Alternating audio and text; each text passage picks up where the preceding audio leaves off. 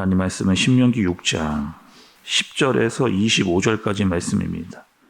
내 하나님 여호와께서 내 조상 아브라함과 이삭과 야곱을 향하여 내게 주리라 맹세하신 땅으로 너를 들어가게 하시고 네가 건축하지 아니한 크고 아름다운 성읍을 얻게 하시며 네가 채우지 아니한 아름다운 물건이 가득한 집을 얻게 하시며 네가 파지 아니한 우물을 차지하게 하시며 네가 심지 아니한 포도원과 감람나무를 차지하게 하사 네게 배불리 먹게 하실 때에 너는 조심하여 너를 애굽 땅 종되었던 집에서 인도하여 내신 여호와를 잊지 말고 내 하나님 여호와를 경외하며 그를 섬기며 그의 이름으로 맹세할 것이니라.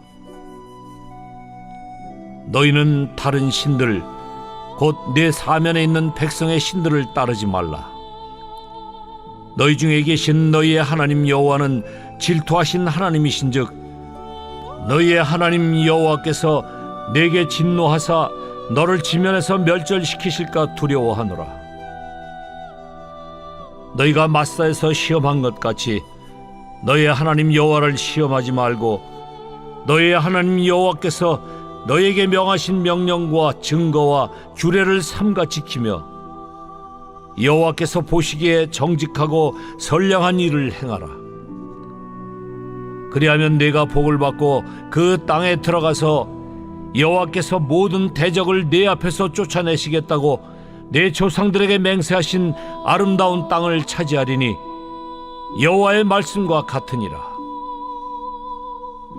후일에 네 아들이 네게 묻기를 우리 하나님 여호와께서 명령하신 증거와 규례와 법도가 무슨 뜻이냐 하거든 너는 네 아들에게 이르기를 우리가 옛적에 애굽에서 바로의 종이 되었더니 여호와께서 권능의 손으로 우리를 애굽에서 인도하여 내셨나니 곧 여호와께서 우리의 목전에서 크고 두려운 이적과 기사를 애굽과 바로와 그의 온 집에 베푸시고 우리 조상들에게 맹세하신 땅을 우리에게 주어 들어가게 하시려고 우리를 거기서 인도하여 내시고 여호와께서 우리에게 이 모든 규례를 지키라 명령하셨으니 이는 우리가 우리 하나님 여호와를 경외하여 항상 복을 누리게 하기 위하심이며 또 여호와께서 우리를 오늘과 같이 살게 하려 하심이라. 우리가 그 명령하신 대로 이 모든 명령을 우리 하나님 여호와 앞에서 삼가 지키면 그것이 곧 우리의 의로움이니라 할지니라. 아멘. 여러분, 오늘 말씀은 어제 새벽 신명기 6장 처음 부분과 이어지는 연장선에 있는 그런 말씀이라고 할 수가 있겠습니다. 잠깐 어제 말씀을 생각해 보면 어제는 이런 말씀을 하나님께서 하셨어요. 어떻게 했냐? 너희는 하나님을 사랑하라. 근데 어떻게 사랑하느냐? 마음과 또 정성과 뜻을 다해서 여기서 다하라 라고 하는 뜻은 무슨 뜻이었느냐?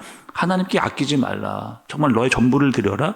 자발적인 순종을 해라 라고 하는 사랑의 의미에 대해서 말씀을 들었습니다. 그리고 너희가 가나안에 들어가면 축복의 통로가 되라. 너희가 축복의 통로가 되고 그 축복을 너희의 다음 세대들에게 이어주어라 라고 하는 말씀을 이제 어제 들었습니다.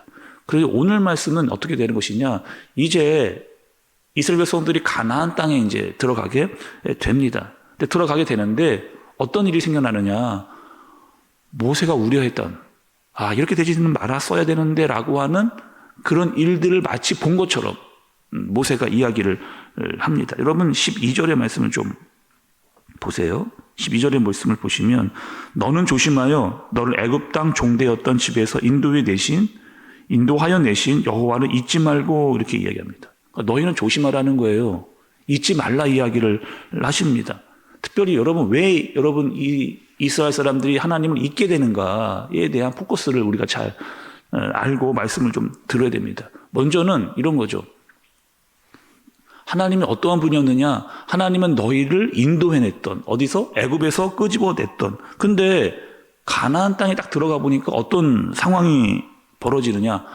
광야에서는 아무것도 없었거든요. 여러분 생각을 한번 해보세요. 그 사막과 같은 광야를 걷는데 사막에 아무것도 없어요. 뭐 보이는 것도 별로 없었습니다. 그냥 허벌판이었습니다. 그런데 가나안에 들어오니까 너무 좋은 거예요. 왜? 사람들이 이미 살 수 있는 기반을 다 만들어 놨거든요. 집도 뭐 괜찮은 집들이 많고 시장도 뭐 형성이 되어져 있고 교통도 굉장히 편리합니다. 그리고 가나안대 사람들 보니까 꽤나 있어 보이는 그런 사람들, 멋지게 입고 다니고 또 뭐든지 우리보다 더 나아 보이는 그런 가난한 사람들을 보게 되는 겁니다. 부티도 좀 나는 것 같고 우리는 정말 광야에서 깨지자게 살았거든요. 근데 가나안 애들과 너무 상황과 환경이 좋아지는 그런 비교가 되어지는 그 땅으로 들어가게 된 거죠. 그 사람들 배우고 싶고 따라가고 싶고 저 사람도 참 살고 싶다라고 하는 마음이 많이 생긴 겁니다. 그러면서 점점점 어떻게 되는 거예요? 가나안에 빠져들어가면서 하나님을 잊어버리게 되는 이 상황을 모세가 마치 아는 것처럼 그들에게 이야기를 하면서 조심해라. 너희 잊지 말아라. 이렇게 이야기를 지금 이스라엘 백성들에게 해주는 겁니다. 특별히 여러분 12절에 보면 조심하라라고 하는 의미가 나오잖아요. 이 조심하다는 뜻은 여러분 이런 뜻입니다. 어떤 뜻이냐? 가시둘레로 마음의 울타리를 쳐라. 가시둘레로 마음의 울타리를 쳐라. 이런 의미예요. 의역하면 이런 거죠. 네가 가나안 땅에 들어와서 조금 좋아졌다고, 조금 형편이 나아졌다고 해서 하나님을 잊지 말라는 겁니다. 마음이 풀어지지 말라라고 하는 의미를 이야기해 주는 거죠. 조금 여유가 생겼다고 마음이 해이해지거나 나태해지지 말라라고 하는, 하나님과 멀어지지 말아라라고 하는 의미를 가지고 있는 겁니다. 광야에서는 여러분 어떻게 살았느냐? 이스라엘 백성들이 이렇게 살았거든요.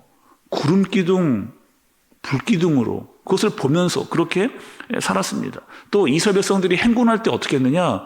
제일 먼저 맨 앞에 성막, 그러니까 법궤죠. 그것이 가장 먼저 앞으로 나갔습니다. 그것을 보면서 갔거든요.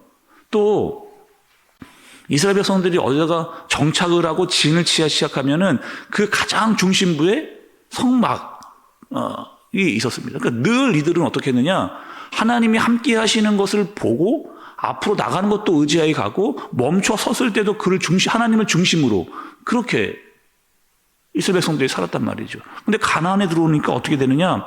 성막이 실로라고 하는 지역에 이제 있게 됩니다. 그리고 이스라엘 지파별로 다 나누어져서 그렇게 살아가고 있는 거죠. 성막이 더 이상 보이지 않아요. 그리고 뭔가를 앞에 보면서 끊임없이 나아가는 그것도 그런 일도 있지 않게 됩니다. 그러니까 점점점 눈에 보이지 않다 보니까 하나님과 멀어지는 그런 상태가 되어져 가는 거죠. 그래서 모세가 계속해서 그것을 이야기한 겁니다. 그리고 여러분 모세가 한 가지 더 조심해야 될 것이 있다라고 이야기를 하는데 16절의 말씀 여러분 한번 좀 보세요. 너희가 마사에서 시험한 것 같이 너희의 하나님 여호와를 시험하지 말고 이렇게 얘기합니다. 여기서 여러분 그 마사에서 하나님을 시험했다라고 하는 뜻은 어떤 뜻이냐? 출애굽기 17장에 가면은 르비딤이라고 하는 지역에 이스라엘 백성이 도착을 했습니다. 근데 거기서 어떤 일이 있었느냐? 계속 불만불평.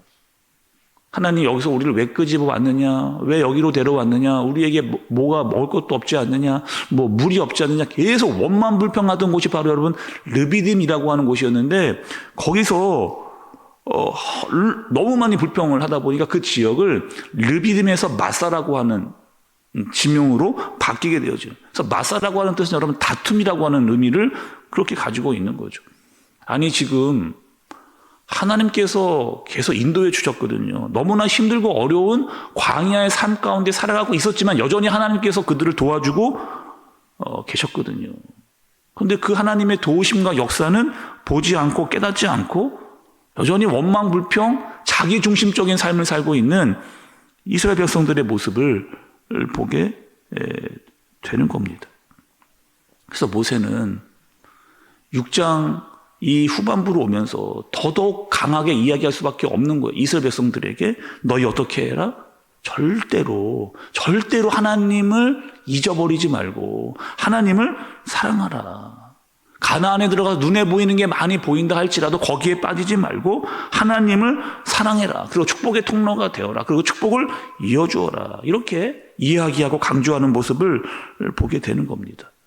여러분 우리는 언제 하나님께 간절해져요? 그리고 언제 간절해집니까? 힘들고 어려울 때 더 하나님께 간절하게 되어집니다. 더 하나님 자꾸 의지하고 도와달라 이렇게 간절히 기도합니다. 근데 조금 상황이 좋아지면 그 마음이 이내 사라지죠. 힘들고 어려울 때는 막 찾다가 조금 나아지면 하나님을 잊어버리는 경우가 우리에게 많이 있습니다. 모세는 이스라엘 사람들에게 이렇게 이야기를 합니다. 조심하라. 그 마음 그렇게 풀어지지 않게 조심하라. 잊지 마라. 정말 그분을 의지하고 사랑하고 그분을 섬기라. 라고 하는 이 말씀을 우리에게 주시는 말씀으로 듣고 우리의 상황이 좋건 때로는 조금 힘들던 주님을 잘 의지하여 나아가는 저와 여러분들 되어지시기를 예수님의 이름으로 축복합니다. 기도하겠습니다. 하나님 아버지, 모세는 계속해서 이야기하고 있습니다. 하나님을 잊어버리지 마라. 조심해라. 상황이 조금 나아졌다고 해서 마음이 풀어지지 마라. 여전히 하나님께서 인도해 주시고 지키시고 보호해 주시고 있다라고 하는 사실을 잊지 말고 앞으로 나아가라. 그리고 하나님을 더 사랑하라.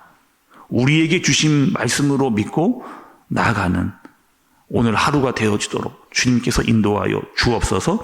예수님의 이름으로 기도드리옵나이다. 아멘.